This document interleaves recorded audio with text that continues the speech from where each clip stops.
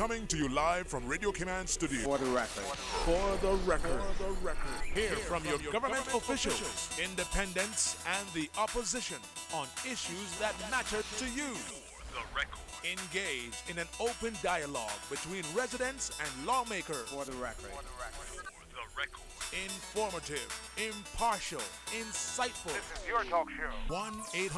1-800-534-8255. Your calls, your input. This is For the Record. And now, your host, Orit Connor.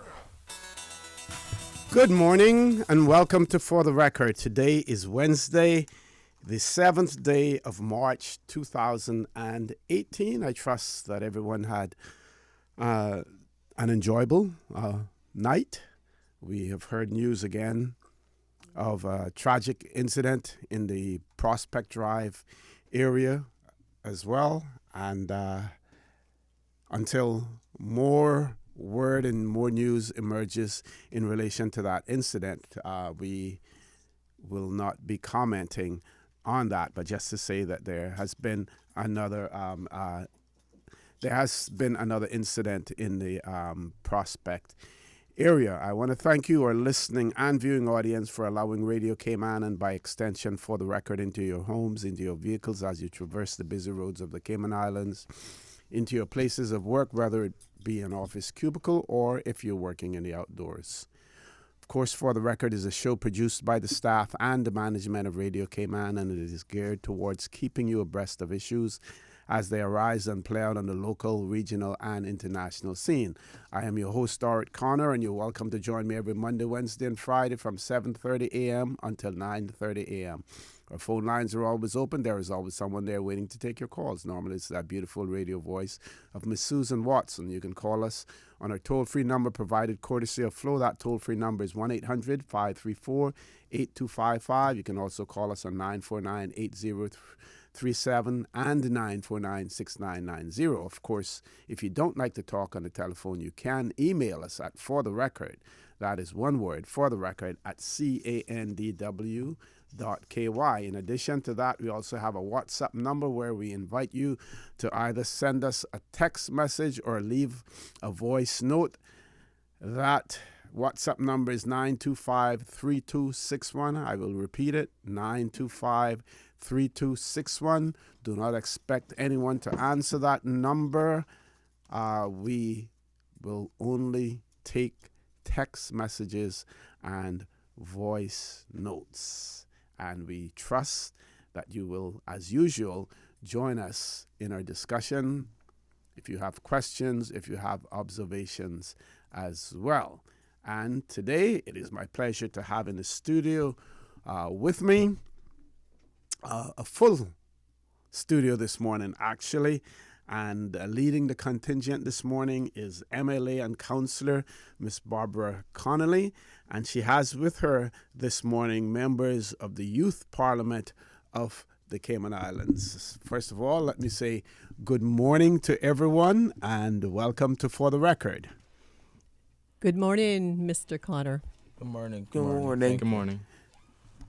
It's great to have you, to see you here this morning. I also had the opportunity to converse with some of you a few weeks ago as well, talking about the Constitution, the electoral process, and everything. So there are some familiar faces here with me this morning as well. But I'm going to turn the mic right over to Ms. Barbara. And just to say, you know, as a freshman member of our Legislative Assembly, you are certainly immersing yourself into not only the community, but also, the work that you do within the Legislative Assembly as well. And being the chairperson of the Youth Parliament, you've taken on that role and done a fantastic job so far.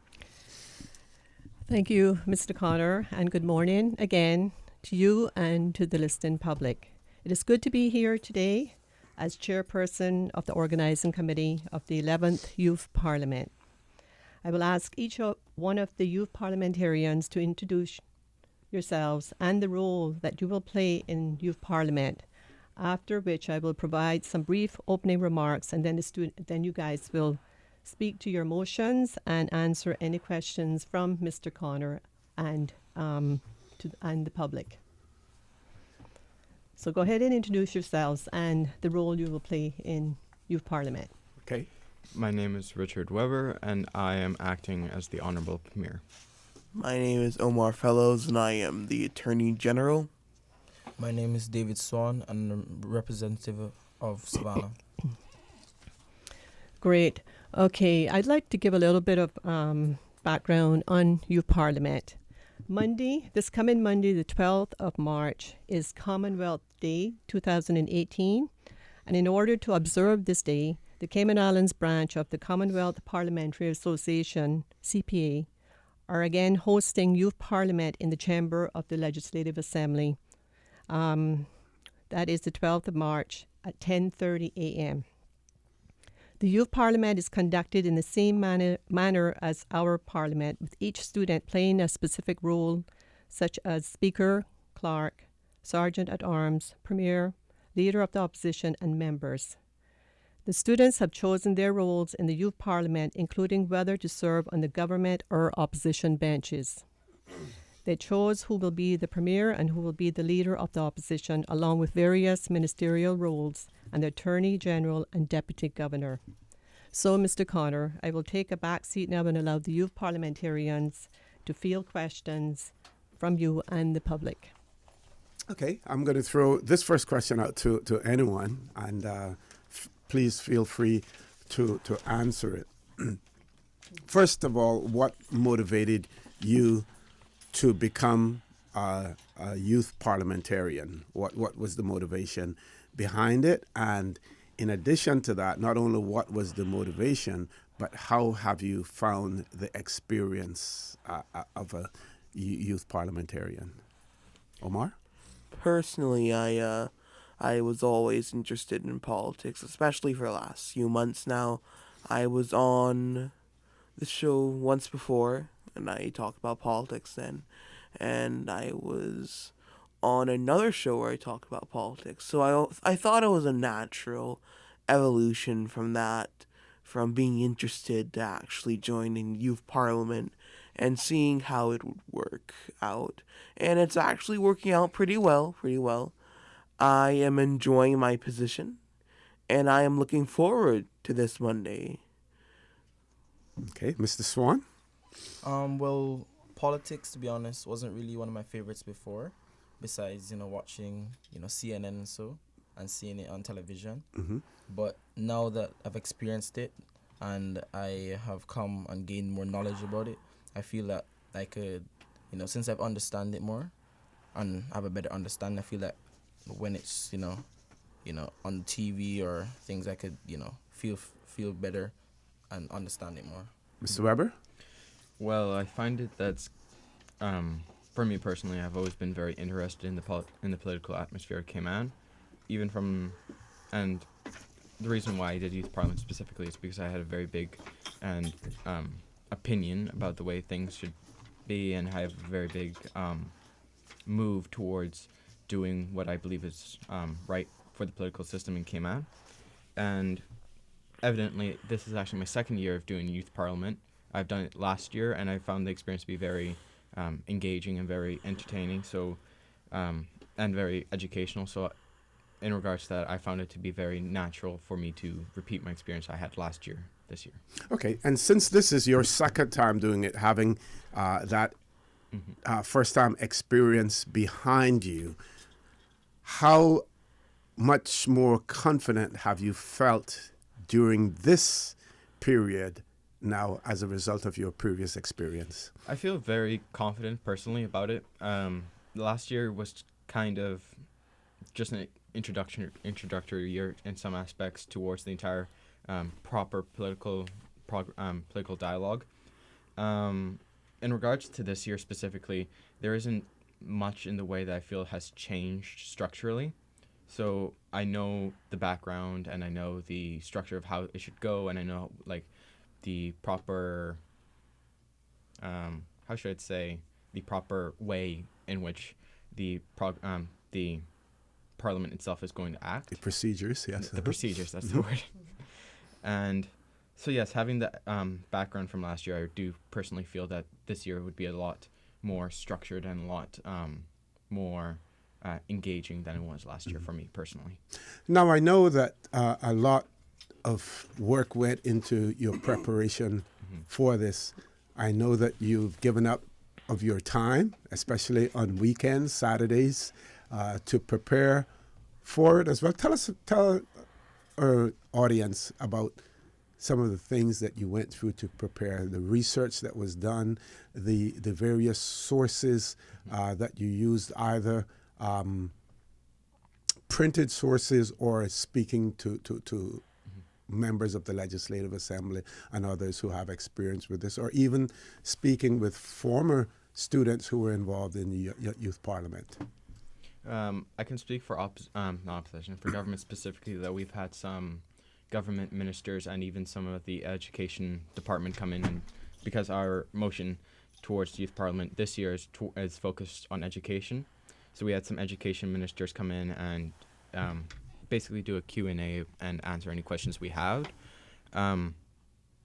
We also had a few MLAs come in. I believe Ezard Miller came in a few weeks ago to talk about the role of the opposition, specifically the government's relation to the opposition. And I know Omar can answer this, that he's had some members of government come in to speak about his response to the opposition's motion. Yeah, Mr. Attorney General, in taking up that role of Attorney General, did you actually study, do any research in relation to the role of the Attorney General in the Constitution and other aspects as well? Yes, sir.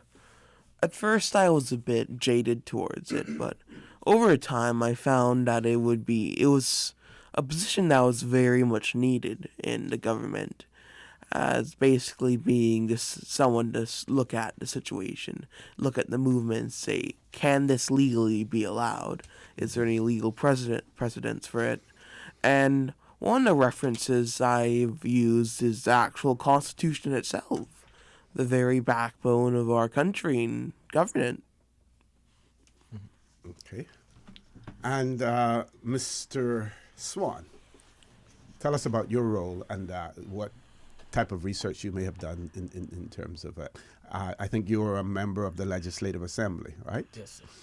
Well, my role, I'm not really the leader of opposition or the deputy leader, but I have to, sometimes step up. I'm the elected member of Savannah, and I have to step up sometimes, help, even finding more information about different people's speeches and so.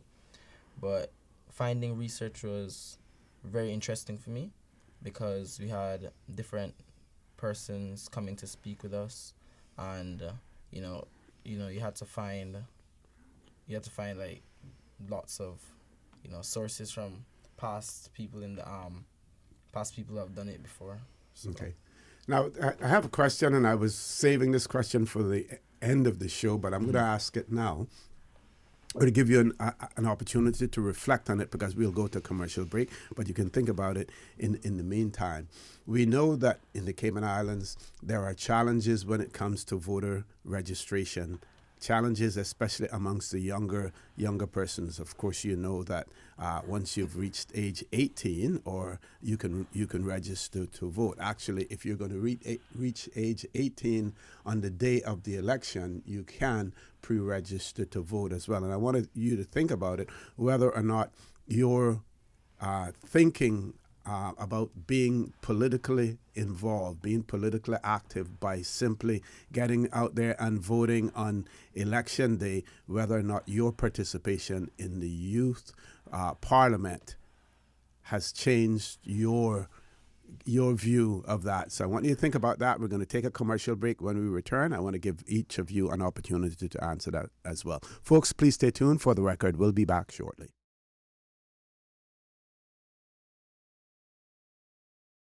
Good morning and welcome back to For the Record.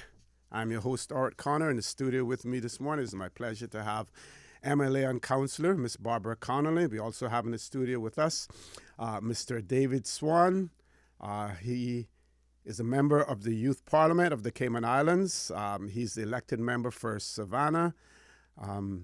and he will be serving as an opposition member, and he is from John Gray High School here in the Cayman Islands. We also have with us Mr. Omar Fellows. He will be acting as the Attorney General, and he's from the UCCI.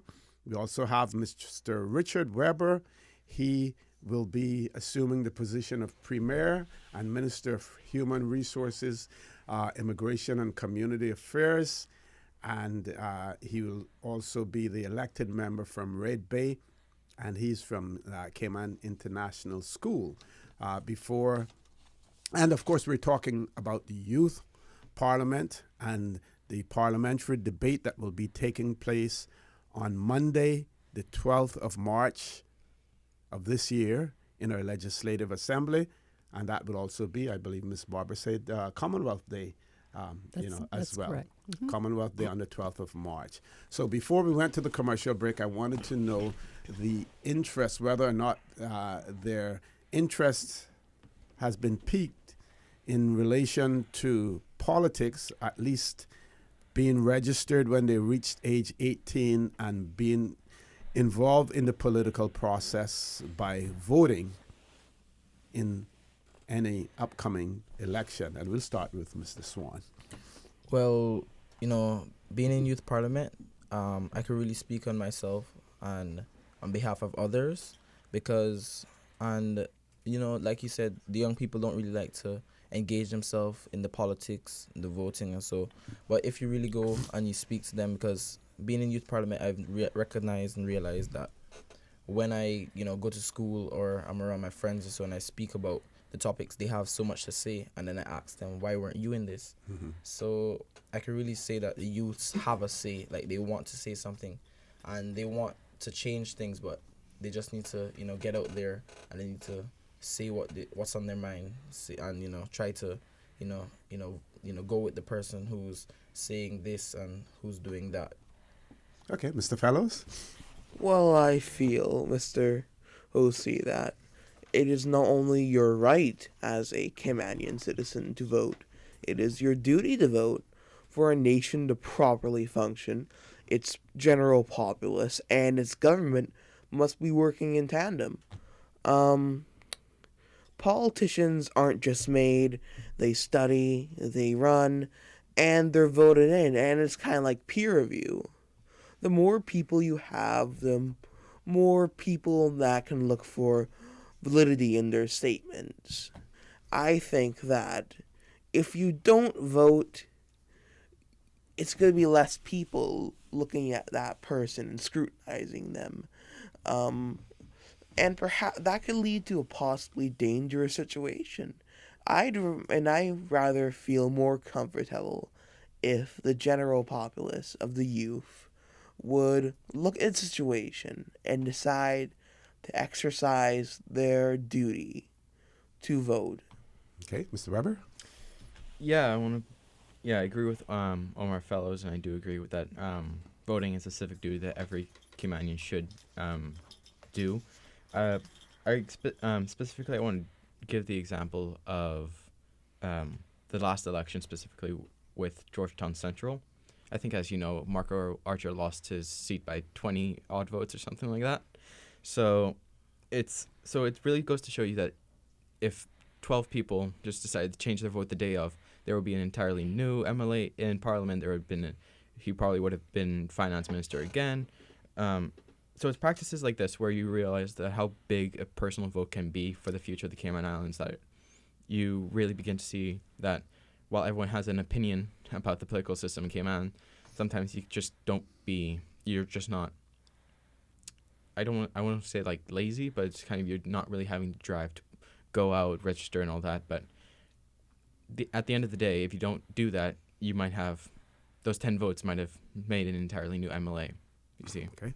Every vote counts. Every vote counts. Exactly. So, Ms. Barr, we want to talk now about the various motions that are being brought forward in the Youth Parliament. I think there are two motions. Two motions. Two motions. That's correct. Can you tell us about those? Okay. We have the government bring in a motion, private members motion number 1 of 2018, and it's an amendment to the education law and reintroduction of A-level qualifications. And the second motion, motion number 2, private member motion number 2 of 2018, is being brought by the opposition.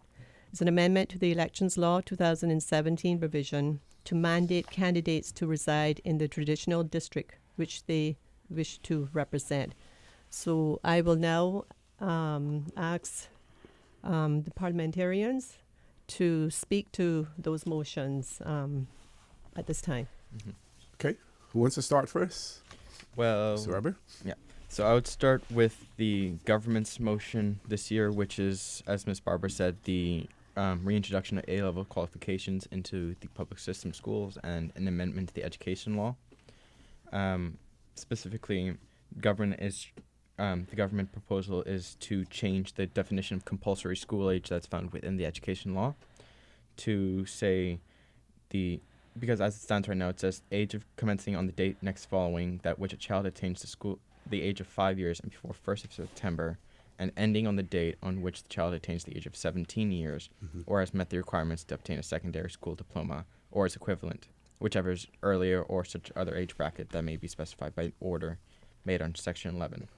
Specifically, the government intends to replace the wording of 17 with the word 18, so as to make a child's compulsory school age be between the ages of 5 and 18, with the exception if they had a secondary school diploma or its equivalent. Okay. And the reason for extending from 17 to 18, do you feel that would one of the arguments be that you're much more equipped to face some of the challenges that you will face, whether you decide to go on to a university or you decide to enter the workforce, that you're much better equipped at age 18 than at age 17? Would that be one of the arguments being put forward?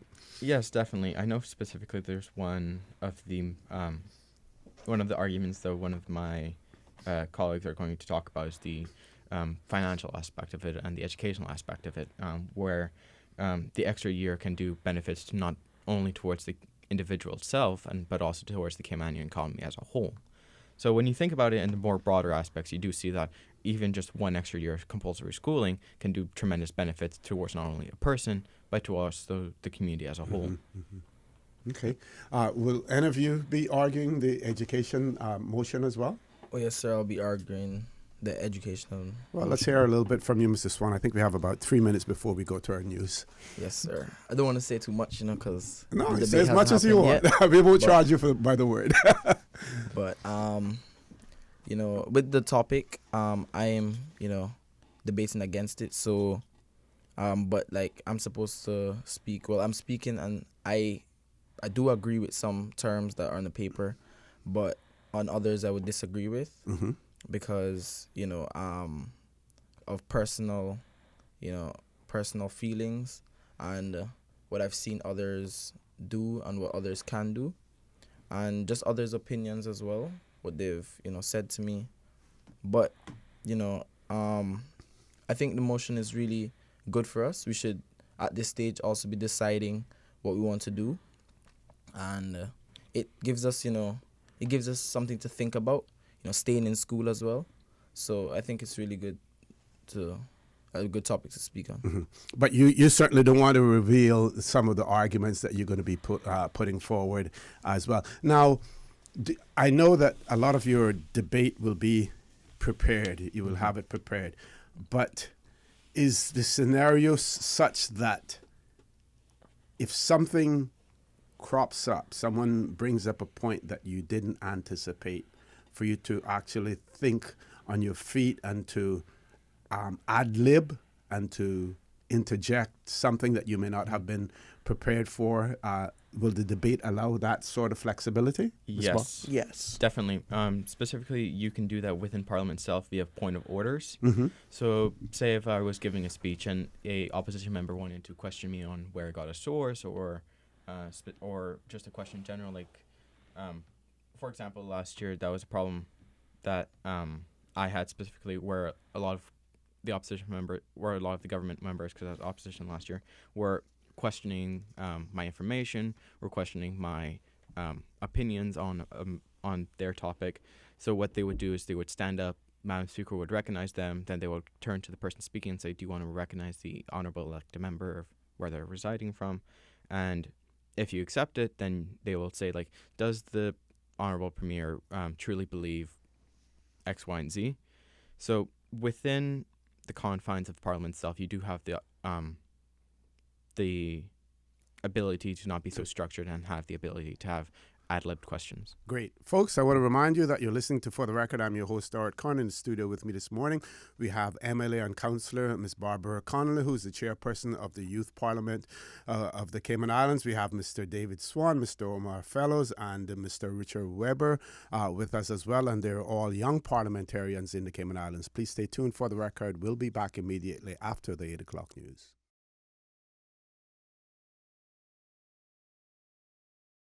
Good morning and welcome back to For the Record. In the studio with me this morning, it is my pleasure to have MLA and Councillor Ms. Barbara Connolly, and she has brought with her this morning some of the members of the Youth Parliament, Mr. David Swan, Mr. Omar Fellows, and Mr. Richard Weber, and we're talking about the two motions that will be debated in the Youth Parliament on Monday, the 12th day of March 2018, which is also Commonwealth Day. Ms. Barbara, we spoke about the first motion in relation to education, and let us now discuss the second motion. Thank you, Mr. Connor. Okay, moving on to our second motion. This is brought by the opposition, and I will ask David Swan to speak to this motion. Okay, first, Mr. Swan, tell us, you want to read the motion for us? All right, our motion is to mandate candidates to reside in the traditional district which they wish to represent. And this is whereas it is not currently mandatory for candidates to reside in the traditional district which they represent. And we feel that that should be instilled because there's not a concern of there is a concern of a disconnect between constituents and the representative regarding accessibility and lack of knowledge of the issues facing their community. And also there would be a great awareness and motivation of the representative to seek solutions to problems that arise in the representative's community. Okay, so you want them to reside in the traditional districts. Now, the traditional districts are like Georgetown, Northside, East End, Bordentown, West Bay, and the sister islands. Those districts now have been divided into single-member constituencies. So is the requirement just that if you're going to run in Georgetown Central, you only need to reside in Georgetown, or do you have to reside in Georgetown Central? Oh no, we decided that it would be we wouldn't find enough people, so enough candidates to run for, say, Georgetown Central. Someone from Georgetown Central might not want to run, so we wouldn't have anyone to fill the slot. So we decided that as long as you're in Georgetown, you could run for any part of Georgetown, or West Bay, you could run for any part of West Bay. Okay, Mr. Attorney General, let's hear from you, sir, on this. What are the legal implications here?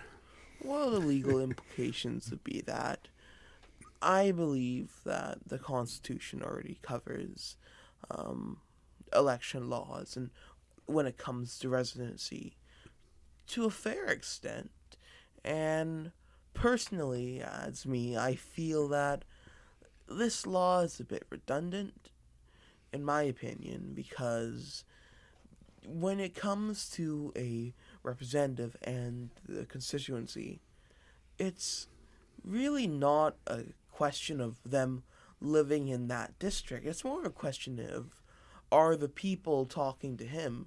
Sure, it's great if you have a representative that's out and about in the district, lives in it, and has grown up there. But it's also important that the residents of that district call them, like I said earlier, a nation functions when its people and its government function in tandem. Sure, the representative is there and he'll forward your complaints and maybe even fix some of them, but it's really up to the residents to put it forward. You can't really do anything if you have no feedback. Okay, Mr. Weber, will you be debating this issue as well? Yes, I will. Okay, tell us some of not necessarily giving away the points that you will be debating, but some of the issues that you see. Well, the biggest issue I see primarily is that it basically completely contradicts the one man, one vote referendum, specifically because what the resolution is practically saying is that if you want to run in Georgetown Central, you just have to come from the region of Georgetown. So practically, that basically means you're just going to end up with the same system of, it's basically first elected member of Georgetown, second elected member of Georgetown, instead of the elected member for Georgetown Central or Georgetown South as it stands right now. So this proposal is basically just completely disregarding the last rules of the last election. Mm-hmm. And what do you say to those persons who would argue that when you look in the past, you had persons like the Honorable D. Kurt Tibbetts, Mm-hmm. who represented Georgetown, but lived in the Pedro, the northward area. Mm-hmm. We had the late Dalmini Banks, who at one point in time represented West Bay and lived in West Bay, and then represented West Bay and lived in Georgetown. We have a current member of our Legislative Assembly, Mr. Arden McLean, Mm-hmm. who lives in Savannah, but represents East End. And if you spoke to all of them, and if you spoke to their constituents, they will say they represented us well, despite the fact that they are no longer lived in that district. How do you counter that argument? Well, I wouldn't counter that argument because that would be my argument. That would be yours, yes. It's a very agreeable one, as it shows that the Honorable Kurt Tibbetts, the founder of the modern progressive movement, and arguably the most important figure in politics, if this law was put into effect, he would not probably be as important as he was. And he certainly wouldn't be eligible to represent Georgetown if this motion were to be was in place during if this scenario was in place during his tenure. Mr. Swan, let's hear from you on this. Well, that is true. There have been some successful, outcomes for persons who have ran out of their, their constituency. But, also there have been some downfall. Persons with research, I've noticed that, the opposition have noticed that probably one or two persons have said that it's been tough, to drive from here to go see what's going on, or, not really knowing what really is going on, having to hear from, the persons in the community. But it's, like you said, it's all about, how you feel about the place, and, what you're like you say, your traditional feeling, because you can't really go and run somewhere that you don't have a clue about, or, run for something that you don't believe in. So. Okay. Now, we've heard Mr. Weber speak about the fact that this is his second youth parliament. I want to ask the three of you, what happens from here after the 12th of March in terms of your lives, in terms of your activities, in terms of your perception of politics? Where do you go from here? We'll start with Mr. Weber. Well, for me personally, after the youth parliament last year, a few months later, they asked me if I wanted to do the regional youth parliament debate that was in St. Kitts that year. And so what I did is I built off that, and I went and I did the regional youth parliament that was in St. Kitts, and I represented Cayman as premier for that youth parliament there. So. And how did that compare to Cayman's? Oh, it's leagues different, because with the youth parliament in St. Kitts, it's a regional one, so you have parliamentarians from St. Kitts, you have parliamentarians from Barbados, from Bermuda, from all the Commonwealth nations within the Caribbean. So you have people who have been doing youth parliament their entire lives and who have been doing it day in and day out for weeks and weeks on end. And so it's a lot more different than it is in Cayman. With Cayman, you have a lot more people who are not as experienced and a lot more people who are more interested in doing youth parliament as a gateway into entering into the political atmosphere, whereas in other Commonwealth nations, it's a lot more, this is my job. So you would recommend to your colleagues, your peers, that if the opportunity arises for them to expand their experience by participating in other youth parliaments, that they should? Yes, it's the youth parliament in Cayman is amazing for introducing future parliamentarians into the practice, but with the regional, you really see like how competitive, well, not competitive, but how difficult that it is comparing to other regions. So I would suggest towards my fellow parliamentarians that if you want to have a career in politics in Cayman, to do these regional youth parliaments to see how your skills compare towards others who have been doing it as their job. Okay, Mr. Fellows, where do you go from here? I'll probably invest in getting into a political science course and furthering my knowledge of the political system, and not only that, but studying classes of government and studying ideologies of different types of governments, and slowly develop my own opinion from there, and hopefully you'll see me run one day. Okay, very good. Mr. Swan. Yes, sir. Thank you. Well, I would have to agree with you and Richard Weber. Sorry, because youth parliament, it's really taught me a lot, and after today, I think the only other way that I would really learn more and continue my interest in it is if I go out there and I participate in like overseas, or I continue participating in the Cayman Islands because I'm still young. It's my first year. But I feel that youth parliament is something that, you have to, it's something that you just have to have, interest in. Like, because say I was being, like, this was a subject or so, and you were taught, you had to read and, study it. But I feel like the atmosphere here, how people are coming to speak to you on it, everyone is, saying their personal experiences, their opinions, giving their views. It's really good to, continue. And it's really helped me, with my speaking, expressing my thoughts and my views. So I'll surely continue on it. Good. Well, Ms. Barber, we know where you go from here. Next year, you prepare for the next one. But I want to give you the last word. And again, give us a summary and remind us of the dates and the fact who can attend, who will be attending as well. Okay, Mr. Connor, I would like to thank you and Radio Cayman for providing us with this opportunity today. I would also like to thank our sponsors, Harness being our major sponsor, Cayman National, Ernst & Young, Thompson Development, and Frank Hall Homes.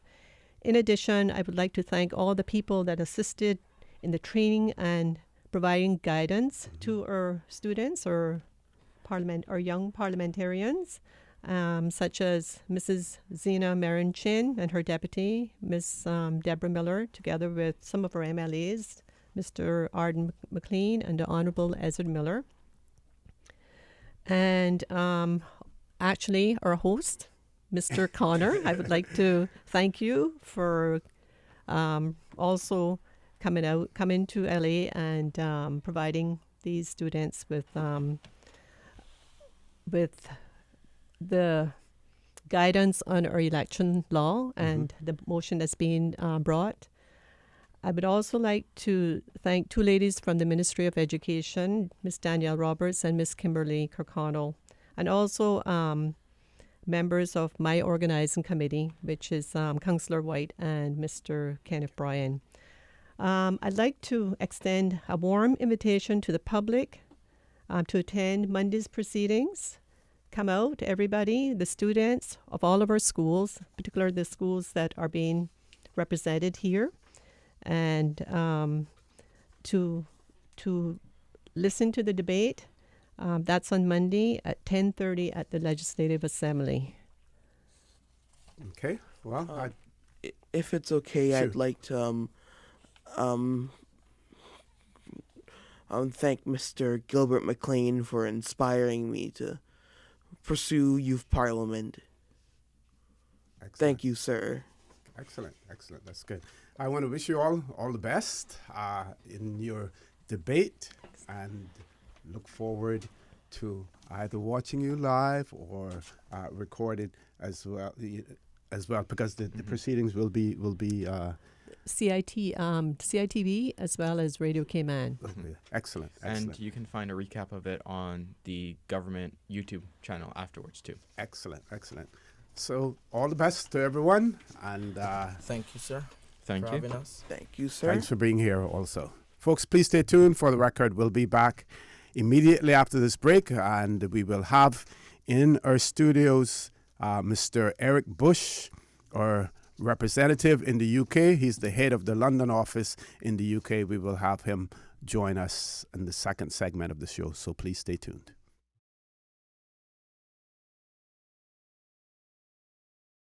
Good morning and welcome back to For the Record. After such an exciting and stimulating discussion with our young parliamentarians, it is also now good to have in the studio with me this morning our representative in the UK, Mr. Eric Bush, and we also have with us Ms. McKevitt. First name is Lauren. Miss Lauren McKevitt, and she is the government's political strategist in the UK. Now, if you haven't heard that terminology before, please listen in carefully. Don't change the dial, because she's going to explain to us exactly what that job entails as well. Before I hand the mic over to Mr. Bush, I just want to read the mission and functions of the London office in the UK. And if this has changed any, Mr. Bush, please point that out to me as well. And the mission is to support the extension of all Cayman Islands government activities in the United Kingdom, Europe, and as a contact and act as a contact point for and provide consular services to Caymanians, especially Caymanian students and other stakeholders in the United Kingdom and Europe. Promote a better economic, social, cultural, and political understanding of the Cayman Islands. Gather and disseminate information. Develop and maintain strategic links. Facilitate inward investment opportunities by seeking out and providing accurate information to potential investors. Represent the Cayman Islands in the United Kingdom Overseas Territories Association, the acronym UCOTA, the EU Overseas Countries and Territories Association, EU OCTA, and all other official or ceremonial events. How accurate is that still, Mr. Bush? That encapsulates it very, very neatly. Okay, and I want to say welcome to both of you to For the Record. Based on what I have been seeing, what I've been hearing, you have been doing a fantastic job in our London office in the UK so far, Mr. Bush. Thank you, sir. For the benefit of our listening and viewing audience as well, if you could give a little historical perspective on the Cayman Islands office in the UK. Sure. Thank you, Mr. Connor, and thank you for everybody for tuning in. It's certainly a pleasure being back home. Last Friday, when I was walking home from the office, it was snowing. It was snowing all last week in the UK, and of course, when we landed on Sunday night, took off my 2 or 3 layers that I had on for the past 4 months, and saw the sunlight. So it was fantastic. It's fantastic to be home. Lauren and myself have been here since Sunday night, and we leave tomorrow evening. So it is a quick trip, but it's a productive trip, and I'm happy to go through what we're doing here. for this week, but just as important what we've done in the UK in the last 20 months and what we have planned for the next 14 during my tenure in the UK. But the history of the Cayman Islands Government Office in the UK first started in 1982 when a previous governor in Mr. Thomas Russell was offered the position by the government to essentially be employed directly by the government. He had retired then from the Foreign and Commonwealth Service after having a very productive and prestigious career. Distinguished career. Career.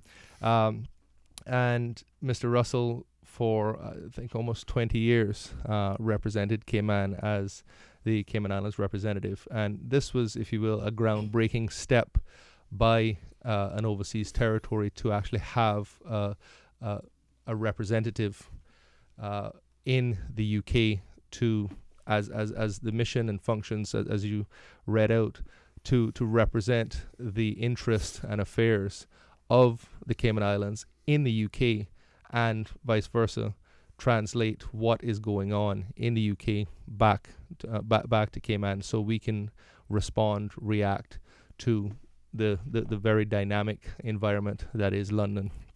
And through that, then, of course, we had Mrs. Jennifer Dilbert, who took the position from strength to strength for almost a decade. I think she left the position in 2008. But from my understanding and research, Mr. Russell really cemented the position.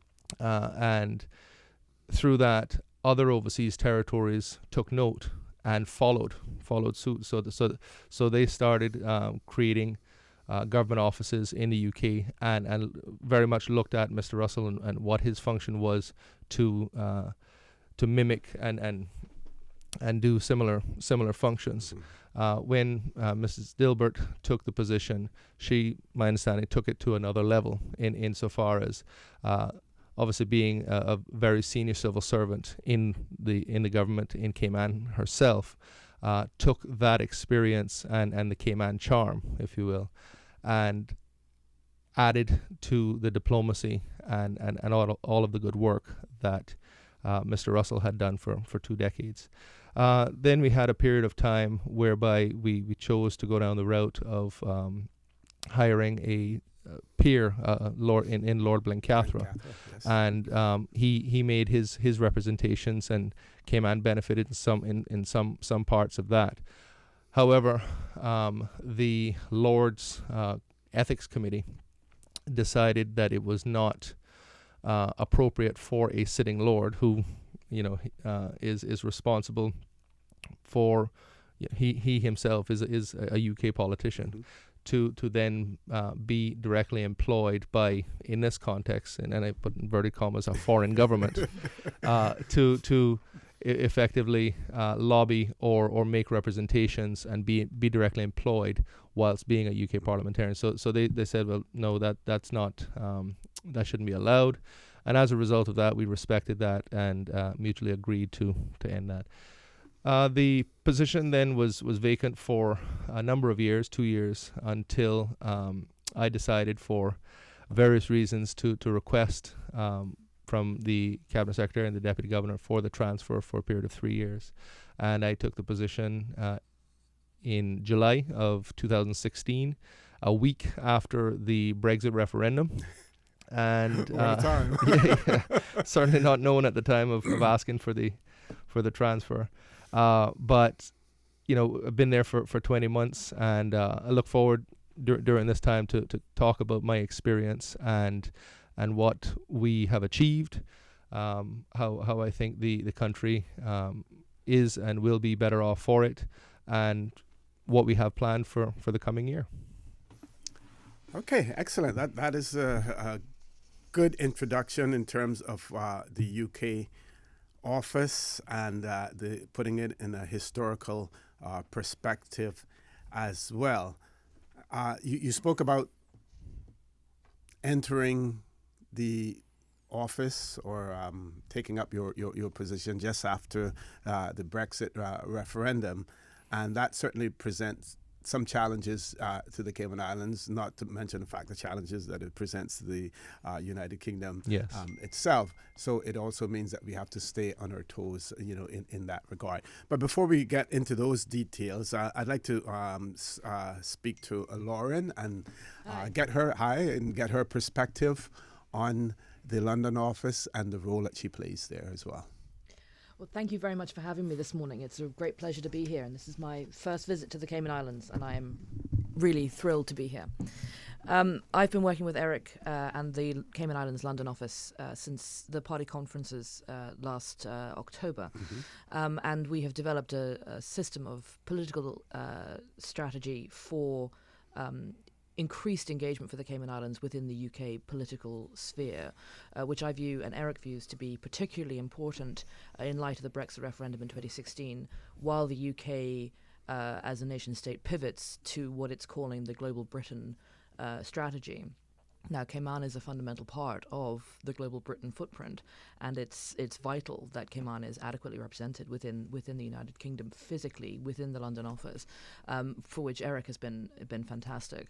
I think Cayman occupies a real leadership role within the overseas territories within the London system. And Cayman taking on the UKOTA chairmanship earlier this year is going to be really important going ahead both in the Brexit negotiations and in the ongoing discussion about how the OTs are represented within the United Kingdom and how they are dealt with by the UK government. Okay. We're going to take a commercial break. When we return, Mr. Bush, let's talk about UKOTA. Okay. And let's talk about the role of the leadership whenever a country takes on the leadership, what that responsibility entails and what the expectations are of the members of UKOTA in terms of that leadership as well. Please stay tuned for the record. We'll be back shortly.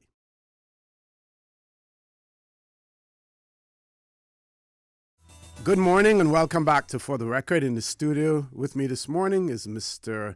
Eric Bush, who is the representative, the Cayman Islands representative in the UK, and we also have with us Miss Lauren McKevitt. I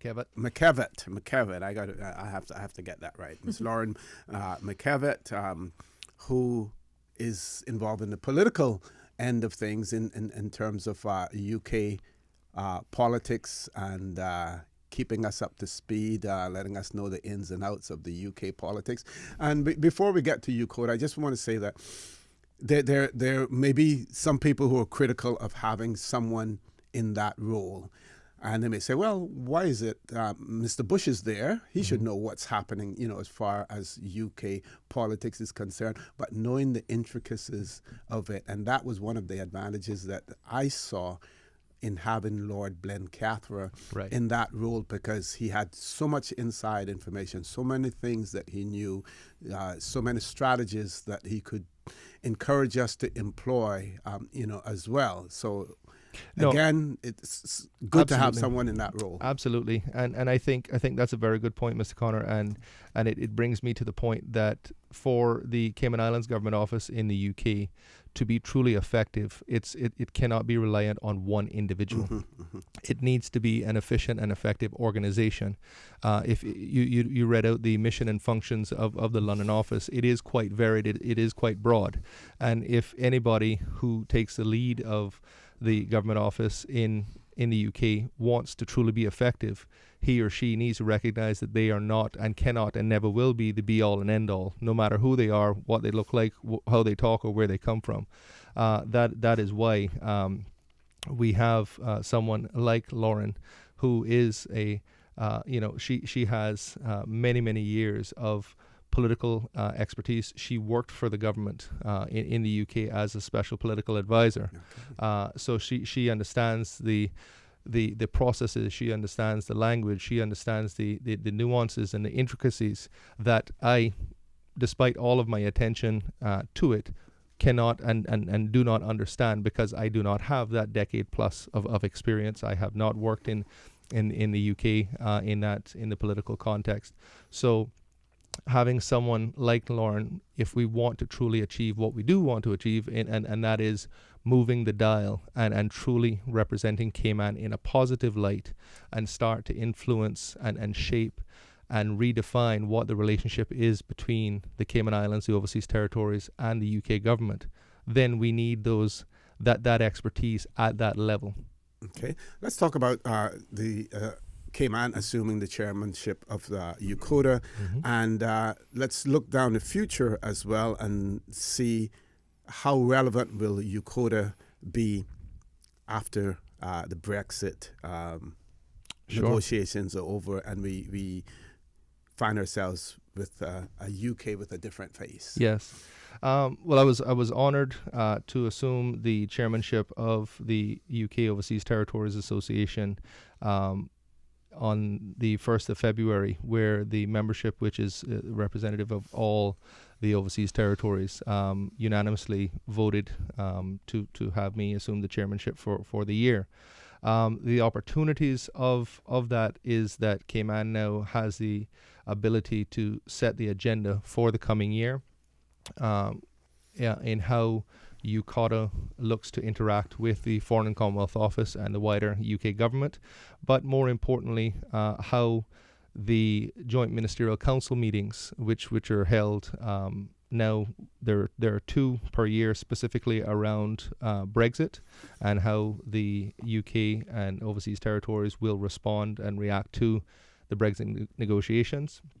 And then the substantive joint ministerial council meeting, which has been going on for many, many years, where all of the territory leaders attend with UK ministerial colleagues to talk about various topics that are relevant for that period of time.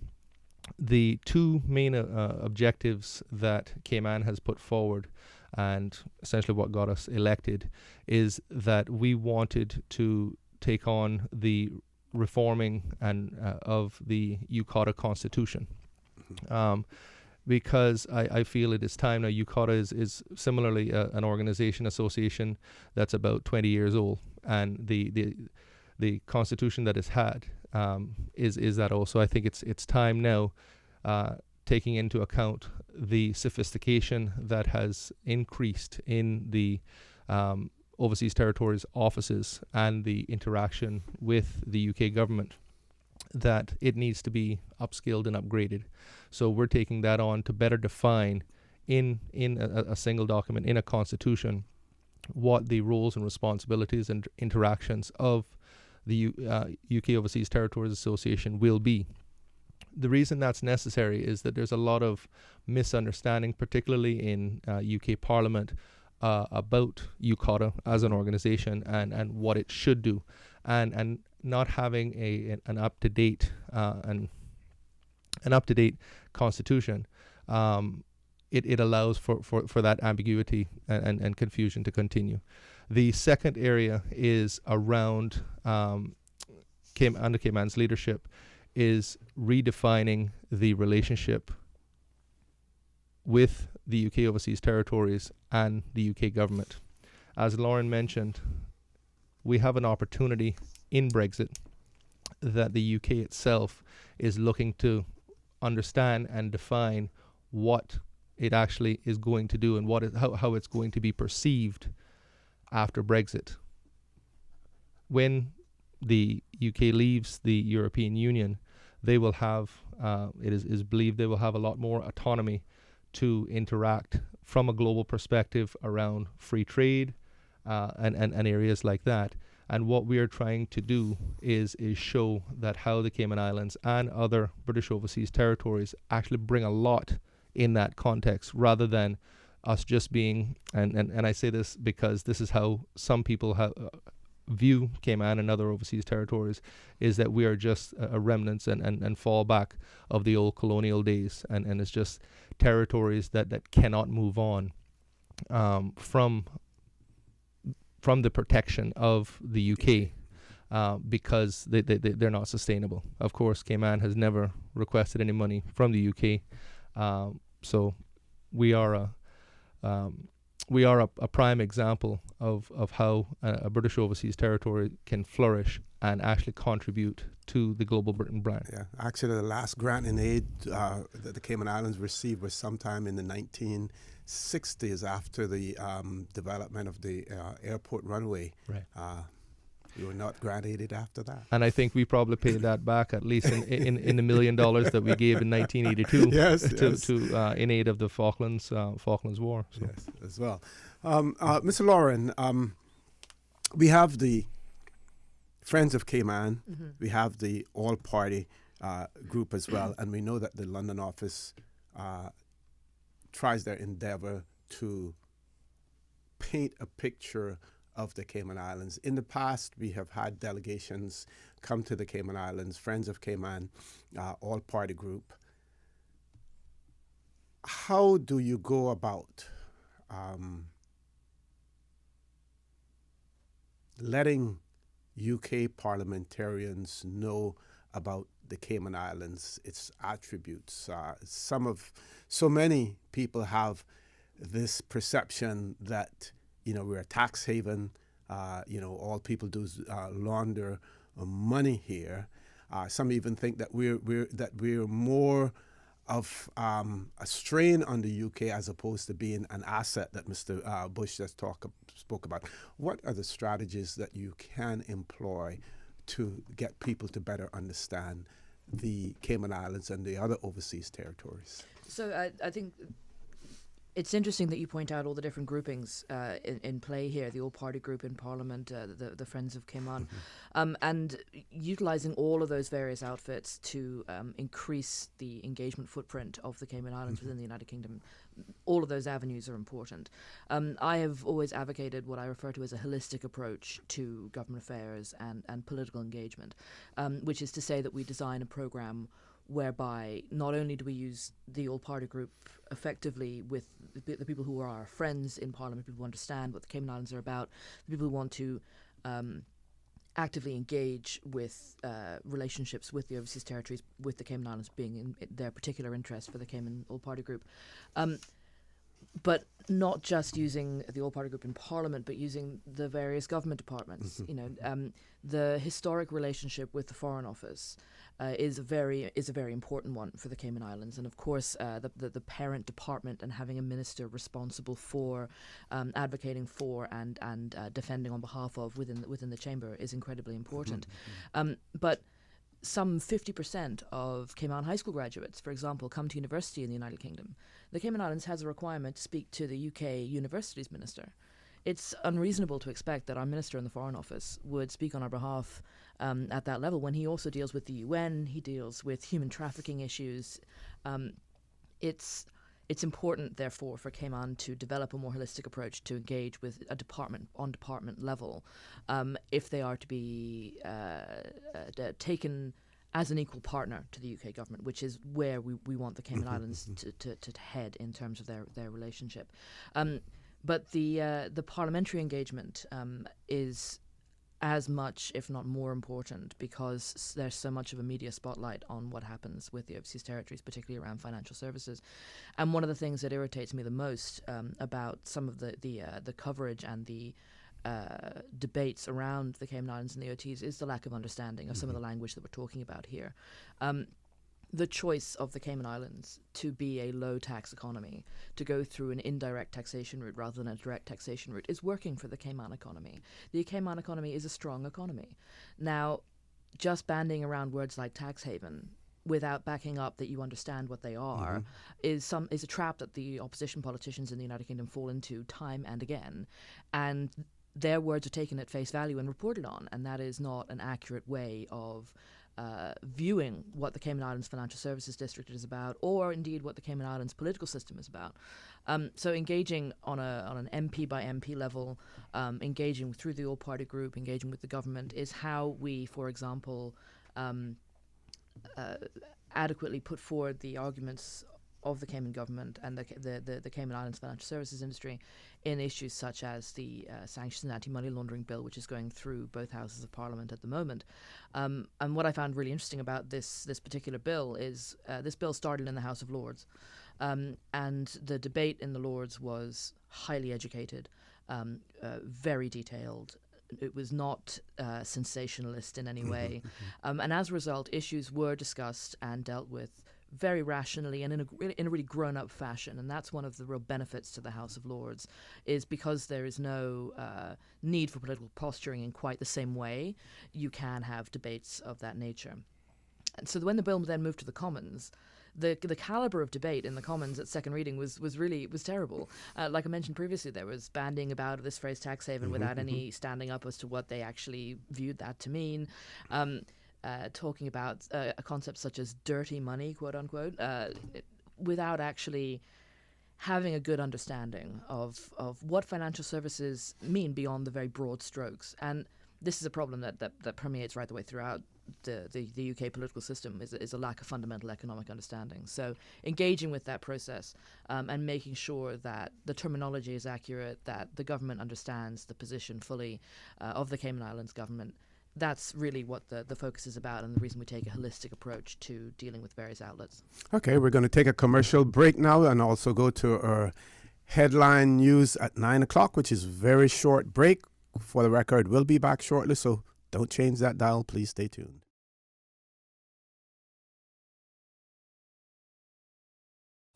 Good morning and welcome back to For the Record. In the studio with me this morning, we have our UK representative, Mr. Eric Bush, and also with us, Ms. Lauren McKevat. I know I pronounced it wrong again, but that's okay. that is okay. And we're discussing the activities of the London office.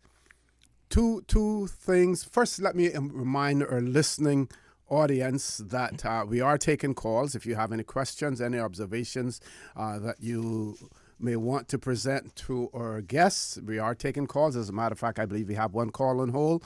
So let's go to the phone lines. Caller, good morning. Welcome to For the Record.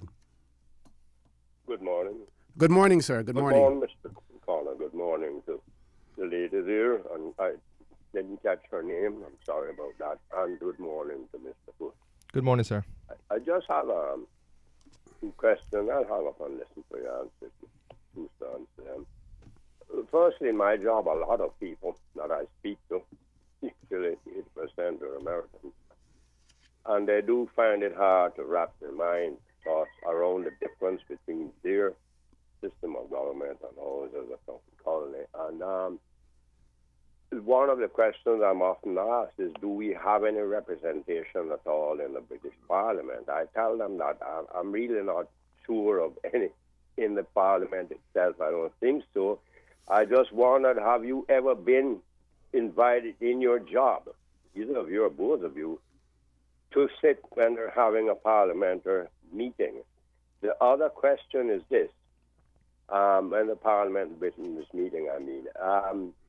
The other question is this. There has been a change in our passports in the fine print where it says this passport belongs to the Crown and may be cancelled at any time as a property of the Crown.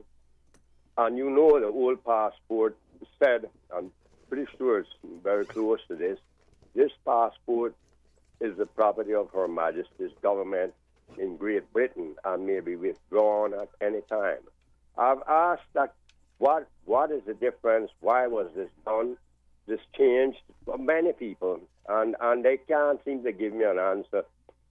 Proper. Can you answer that question for me? I'll hang up. Why that change? Thank you, sir. Thank you very much, caller. Okay. Who Sure. wants to answer? Well, first off, on the first point in question around representation in the Parliament, I think it's prudent to discuss and explain the constitutional relationship with that we currently have. The UK government and the Cayman Islands have agreed that the Cayman Islands will have a devolved administration to the point where we are responsible for all domestic legislation, and with the oversight and governance of a governor appointed by Her Majesty the Queen. And the UK will reserve the responsibility of external affairs and internal security.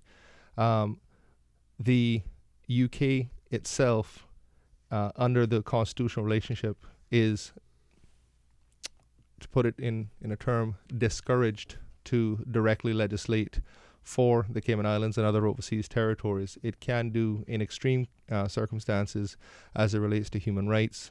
Two examples in the past, in the decriminalization of homosexuality and the removal of the death penalty as a sentence. But those are the only two examples that the UK government has actually, if you will, directly legislated for the Cayman Islands. Similarly, when legislation and debates are happening in the UK Parliament, it would not be appropriate for a Cayman representative or even a Cayman politician to be present in the actual chamber where members of Parliament or peers would sit. I have, and certainly members of the Legislative Assembly here have attended the spectators box, if I can put it in that term, based on invitation, but that is more in the context of relationship building rather than any form of official representation. In fact, one of the areas I asked when we did have ministers attend, if the Prime Minister or Foreign Secretary or the MP at the time speaking could recognize said individual, and I was informed that was actually against protocol and it would actually be inappropriate. So, and not because that it was the Cayman Islands, but it would be inappropriate because the context of the conversation very much needs to be in and around domestic UK legislation, which is fair. The second issue of the passports. Some years back, the UK made a decision to repatriate all of the manufacturing and distribution of all British passports, which includes the Cayman Islands and other overseas territory passports. I mean, whilst we do have, I have, and we all have a great sense of pride in our passports, in that it is a Cayman Islands passport, it is a British passport as well. And the if you will, the statement in there that the caller mentioned, my understanding is that is represented in all British passports. So it's not something that is specific to Cayman. Lauren is just showing me her passport here. I think it's number. Can you read directly from it and see what it says, Lauren? And hers is a British passport. Yes. So mine says this passport remains the property of Her Majesty's government in the United Kingdom and may be withdrawn at any time. It should not be tampered with, etc., etc., etc. Yes, and that's what's said also in the Cayman Islands passport. That's right. As well. That's right. And the mere fact that we are an overseas territory of the United Kingdom, we're not an independent country, right. And it is only when we obtain that political independence that we will be able to issue passports on our own, and then that one will say it's the property of the Cayman Islands government. Well, I think the really important point about the passport issue is that the United Kingdom passport is one of the most powerful passports in the world. Mm-hmm. The relationships with other nations, visa-free travel with other nations. The United Kingdom is able to negotiate at an economies of scale level, which benefits, I believe, the Cayman Islands. But I think the most important thing within the passport is not actually about the UK government section, which is at the back in the notes section. I think the most important bit is the bit at the front, which says Her Britannic Majesty Secretary of State requests and requires in the name of Her Majesty all those whom it may concern to allow the bearer to pass freely without let or hindrance and to afford the bearer such assistance and protection as may be necessary. That combined with the power of the British passport, which is regularly ranked in the top 5 of the most powerful passports in the world. And that has to do because of the Commonwealth and the size of the Commonwealth? Exactly. I think that really, that's the most important part of the passport. But in terms of, you mentioned earlier the renewal of the passports post-Brexit. This was a huge debate in the United Kingdom in the run-up to the Brexit negotiation. There was a lot of nostalgia for the dark blue passport, which is one of the first design passports in the world. There will have to be a new passport system after the UK leaves the European Union. But the big hoo-ha a couple of months ago about having to have a new passport contract, there was a passport contract that was coming up for renewal anyway. Okay. There is regular renewal of passport contracts, and in terms of economies of scale, I believe that the UK government took the decision to issue these as it's sort of in the round, in order to save costs, which is in the nature of certainly a centre-right leaning government in the United Kingdom is to make sure that government expenditure is not too high. So I would argue that that's probably the reason.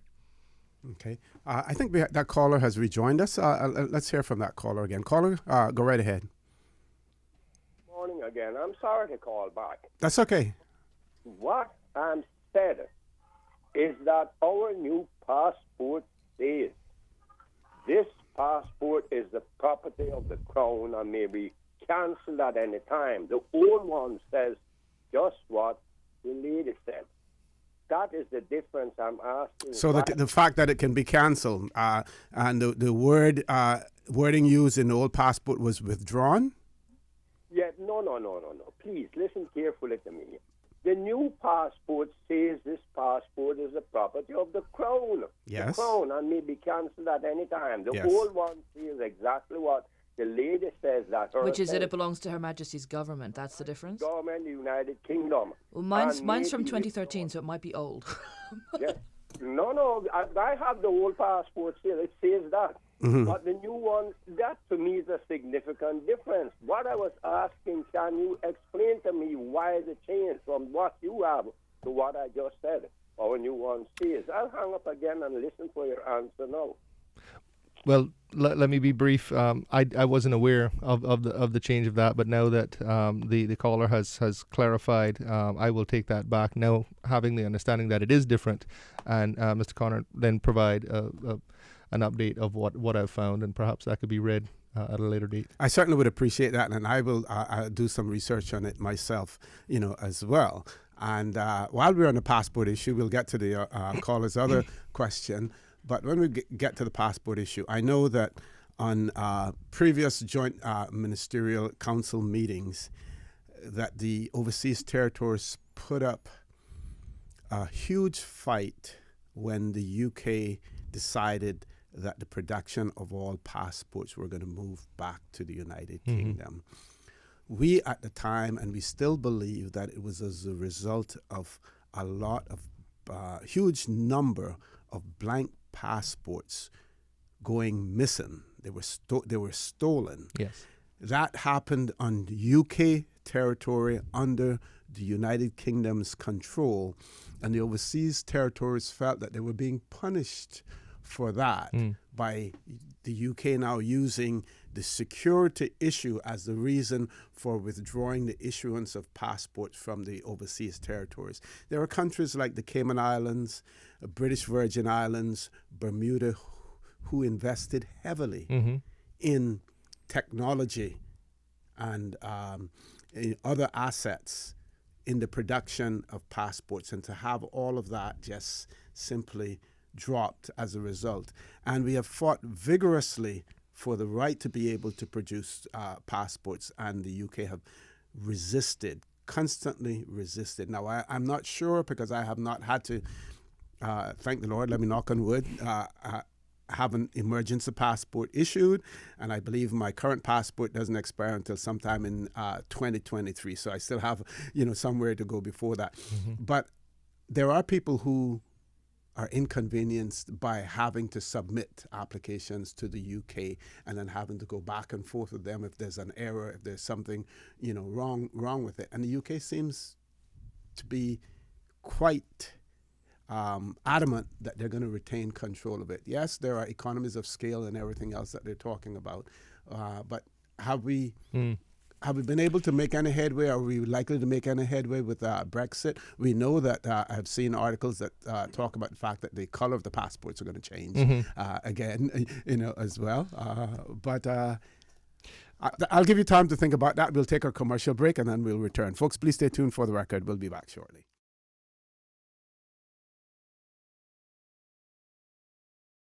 Good morning and welcome back to For the Record. In the studio with me this morning, Mr. Eric Bush, our UK representative, and we also have with us the government political strategist in the UK, and that's the Cayman Islands government political strategist in the UK, Ms. Lauren McKevitt.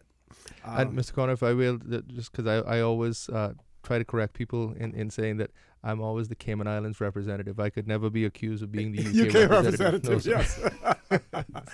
So what we're going to do now, we're going to close off the phone lines because we want to give Mr. Bush an opportunity to talk about some of the subjects that and some of the issues that he wants to talk about, including the fact that we have seen an increase in the number of Caymanians living in the UK, and how has that impacted what the functions of the office there as well.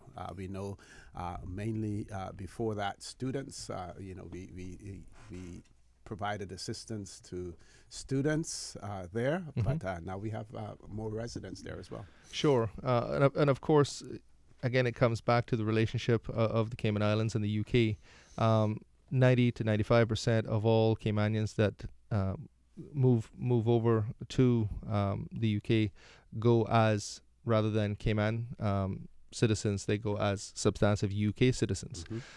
So therefore, they have the obligations and rights and benefits of all UK nationals in the context of national health insurance, the social services, the benefits, etc., etc. However, our office is there to offer consular affairs in the context of Cayman services. So if there are issues with Cayman passports or Cayman documentation needs to be certified, I'm honored to be a Justice of the Peace. In that context, in the Cayman Islands office, I am able to offer advice or certification of documents where it's appropriate for a Justice of the Peace to do so. Similarly, with our student affairs and the diaspora, we have a great individual in Kate Kandaya and her student ambassadors that essentially assist the office in ensuring that the diaspora and the students, Cayman students studying in the UK, are engaged. We just took a picture just now, simply for our newsletter that we send out to let our students and our diaspora know what the office is doing, but more importantly, what's going on in Cayman, because that's what our office is there for, is to be a conduit for and by Cayman. If I just could move on to other aspects of the office and where we're going, as we've explained for the past 45 minutes, what we really tried to accomplish is to create and maintain strategic relationships for the benefit of Cayman. Sometimes that takes a defensive role, whereby we have members of parliament trying to introduce amendments to primary UK legislation that would affect the Cayman Islands financial services negatively, whereby we have to engage directly with parliamentarians on specific items to correct inaccuracies or lies. Shall I be honest? Some of them are just downright lies. And further educate individuals about the constitutional relationship and how it would be inappropriate in certainly the circumstances that have been tried in the recent past and ones going through Parliament right now, whereby the opposition is trying to force the government to force us to create public registers for beneficial ownership. Now, this is a conversation that has been going on for at least 6 years at this level, and the Cayman Islands has always been very clear that whilst we're not fundamentally against public registers, what we are vehemently against is an unfair playing field. And we have to understand that the Cayman Islands, whilst we're only 60,000 people, only 100 square miles, three small islands in the Caribbean, in the context of financial services, hedge funds, facilitating legal global trade, we are a big player in this field. And because of that, we cannot afford to play by rules that others like Hong Kong, like Singapore, like the EU, like the US are not playing by. So what we have said and what we've always done, and this is where we are consistently rated and graded and evaluated at optimal levels, we're saying despite all of the bias and, in some circumstance, prejudice, we cannot and will not be legislated for whereby you disadvantage us in certain circumstances. So that's on the defensive side. On the, if you will, on the more proactive side, we're through Lauren's engagement strategies and my own engagement in opening doors. At the end of this month, the Premier will lead a Cayman delegation whereby we will be an official partner of the Great Festival of Innovation, which is a Department of International Trade sponsored event in partnership with the UK government and the Hong Kong government. And through our active engagement and relationship building, we have been invited to be an official part of that. Now, the reason this is important, not least, is because Cayman... This is part of the UK delegation? Yes, sir. Yes, okay. And this is something that has never been achieved or offered to any other overseas territory or even the Crown Dependency, which have a fantastic relationship with the UK government. But this is because we were able to show under the banner and strategy of Global Britain that we have something to offer. You know, the fact that the Cayman companies represent the largest cluster of businesses registered on the Hong Kong Stock Exchange was something that certainly the Department of International Trade didn't know. The fact that the Cayman Islands, through its financial services and hedge funds, are the third largest holder of U.S. national debt in the world, they didn't know. So these statistics of our successes actually turned heads at very senior levels. In fact, the Secretary of State for International Trade and essentially justified him agreeing to invite the Premier, the Minister of Financial Services, Minister Hugh, and Minister Seymour to attend as an official part of the UK delegation in this great festival. And again, it is for the advancement of the Cayman Islands financial services, but also in the context of our luxury tourism that we offer, which Minister Hugh is going to talk about.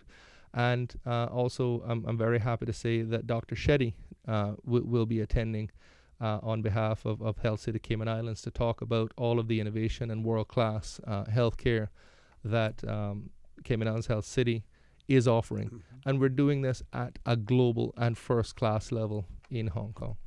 Great. We had one question, someone asked off there in relation to after Brexit, as far as human rights legislation is concerned, what is likely to be the future, of that. We know the UK has its own separate human rights legislation now, and there have been issues between UNHCR, as well as the European Union's European Court of Human Rights. Yes, European Court of Human Rights in that regard. What do we see coming down the line, Lauren? So the issues around the European Court of Human Rights, I'm going to be perfectly honest, is not something that I'm fully across. Okay. The debates around the European Courts of Justice have certainly been very, very complex for the UK government to engage with the EU body in terms of negotiating the exit strategy. My understanding is that regardless of what the structures look like after Brexit, it is of paramount importance to the UK government to make sure that the caliber of human rights protections doesn't drop off. The UK has a proud history, not just domestically, but through its overseas territories and internationally, of being a champion of human rights, and I don't see that that's going to change anytime soon.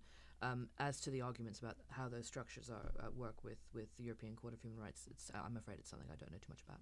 Okay, Mr. Bush, in a few weeks' time, we're going to have a new governor.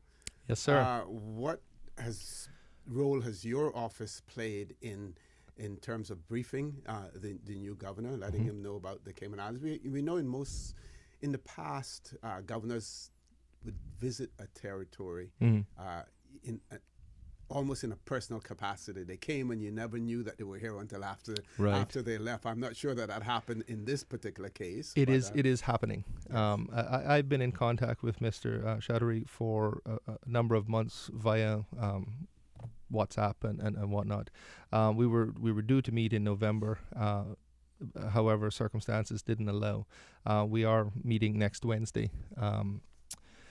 But I think it's first fair to say that he just finished his role as the ambassador for Peru late last month. Okay. He has the transition point compared to previous governors is relatively short.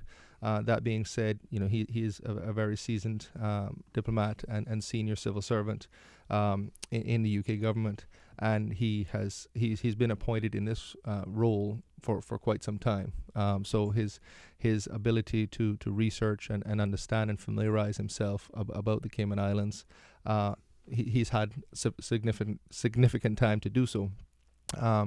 The role that our office will take certainly next week is understanding if there are any gaps of understandings of what about the Cayman Islands and how we can help him transition smoothly into the governorship of the Cayman Islands. I will say on a personal note, and I'll certainly say this, that he has some very big shoes to fill, not least in the outgoing governor, Miss Helen Kilpatrick. I truly think she was a fantastic governor. I know that's been stated many times, but I certainly wanted to put that on the record as well, because I think she got it. She understood the role of the governor and the relationship between the Cayman Islands, and the fact that she said in her opening speech that she intends to take a light touch approach. I think that's very appropriate because the Cayman Islands is not an overseas territory that requires a lot of management and direct doing. So. Yep, and we saw in some of the speeches given, and even in the newspapers, talking about previous governors, and with this one coming now, he has the benefit of looking at the activities of other governors, and you mentioned Governor Kilpatrick, who had more of a hands-off approach. We had Duncan Taylor, who had a more hands-on approach. We had Stuart Jack, who had a more hands-on approach, and as a result of those hands-on approach, there were numerous confrontations with the political leadership in the Cayman Islands, as a result of that. But for my question for a political strategist is the difference between someone coming as governor who has had foreign service experience and one who has not had any foreign service experience. In this case, we see former Governor Kilpatrick with no foreign service experience, but based on what we're hearing so far, her tour has been extremely successful. Absolutely. What determines that success? I think foreign service experience versus no foreign service experience is probably not the benchmark to go on. Okay. My gut tells me that actually someone with no foreign service experience who's just come through the UK civil service would actually probably naturally be more inclined towards taking a very managerial approach, which may indicate a more hands-on approach. But of course, that's not the route that Helen Kilpatrick went down. So I think it's very difficult to tell from the domestic UK civil service experience versus foreign service experience whether or not a hands-on or a hands-off approach is going to be taken. But in terms of a foreign service background and an ambassadorial background, which is of course what the new governor has,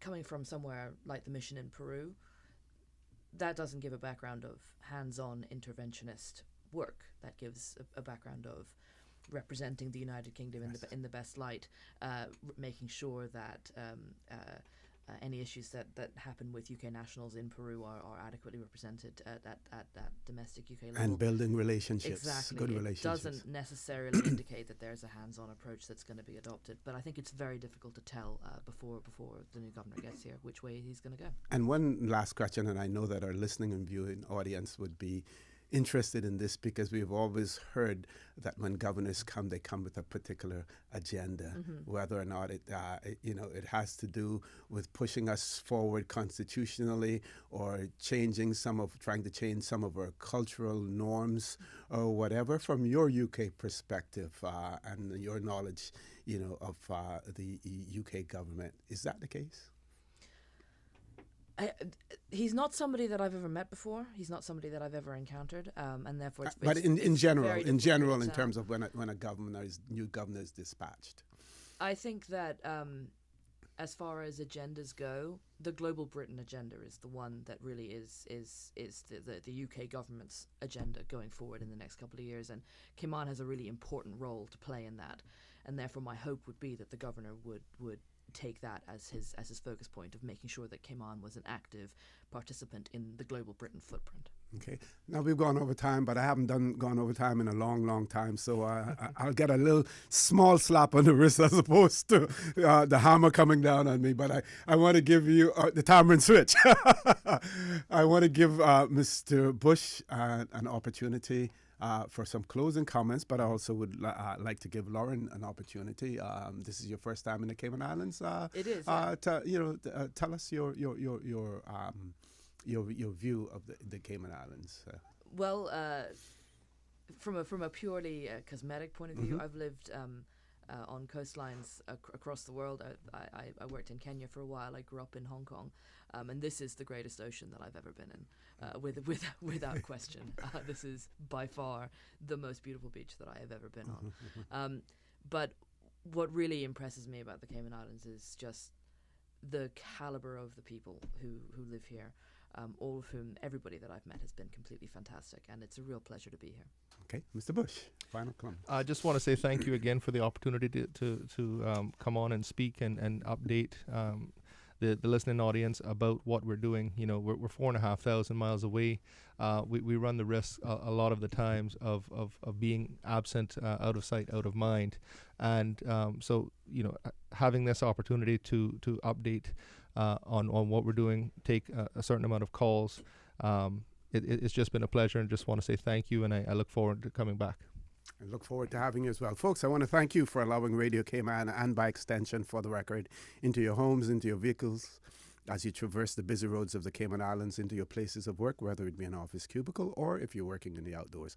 I also want to remind you that we are our brothers and our sisters' keepers. There is always someone out there who is less fortunate than we are, and I ask you to extend a helping hand to them. If you can't do that, then I suggest you donate to a worthy charity, because we always want to consider those who need, not necessarily those who want or those who crave. I say to you, have a great day. Continue to support your radio station, Radio Cayman. Join Sterling Dwayne Banks at 12 noon for Talk Today, and as usual, we ask the good Lord to bless these three beautiful, wonderful Cayman Islands. Informative, impartial, insightful. This is your talk show. 1-800-534-8255. Your calls, your input. This is For the Record.